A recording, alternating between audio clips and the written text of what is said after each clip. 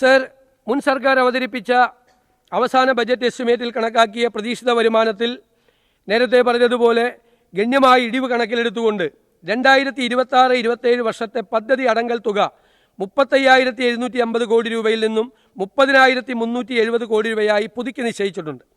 പദ്ധതി അടങ്കൽ തുക കുറഞ്ഞത് കാരണം മുൻ സർക്കാർ അവതരിപ്പിച്ച അവസാന ബജറ്റ് എസ്റ്റിമേറ്റിൽ കണക്കാക്കിയ തുകയേക്കാൾ പട്ടികവർഗ മേഖലയ്ക്കുണ്ടായ കുറവ് പരിഹരിക്കാനായി പട്ടികജാതി മേഖലയ്ക്ക് 527.68 കോടി രൂപയും പട്ടികവർഗ മേഖലയ്ക്ക് 152.52 കോടി രൂപയും പ്രത്യേക പദ്ധതിക്കായി അധിക തുകയായി വിലയിരുത്തുന്നു.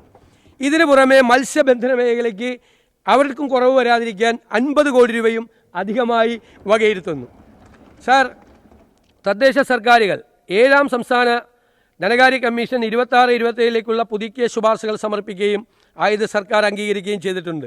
26-27ലേക്കുള്ള പുതുക്കിയ ബജറ്റ് പ്രകാരം തദ്ദേശ സർക്കാരുകൾക്കുള്ള ജനറൽ പർപ്പസ് ഗ്രാൻഡ് ഇനത്തിൽ 3,236.77 കോടി രൂപയും മെയിൻ്റനൻസ് ഗ്രാൻഡ് ഇനത്തിൽ 4,315.69 കോടി രൂപയും വകയിരുത്തിയിട്ടുണ്ട്.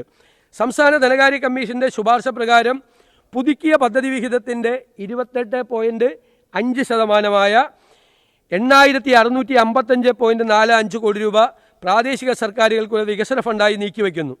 വികസന ഫണ്ടിന് പുറമെ ഖരമാലിന്യ സംസ്കരണ പരിപാടി പദ്ധതിയിൽ കീഴിൽ നഗര തദ്ദേശ സ്ഥാപനങ്ങൾക്കായി അർബൻ ലോക്കൽ ബോഡി ഗ്രാൻഡായി 160 കോടി രൂപയും പുതുക്കിയ വിഹിതമായി നീക്കിവെച്ചിട്ടുണ്ട്.